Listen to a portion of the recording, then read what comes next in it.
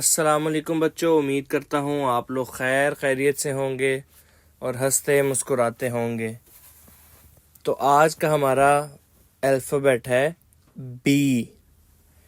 B B English का second alphabet है। इसको कैसे प्रोनाउंस करते हैं? बी। और बी वर्ड के शुरू में भी आ सकता है, मिडल में भी और एंड पे भी। एंड पे कैसे आ सकता है? जैसे एक एग्जांपल है क्लब, इसमें बी एंड पे आ रहा है।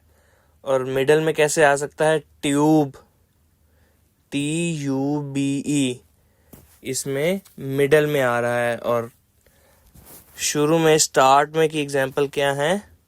बैलून, बनाना, बैट, बॉल, बर्ड।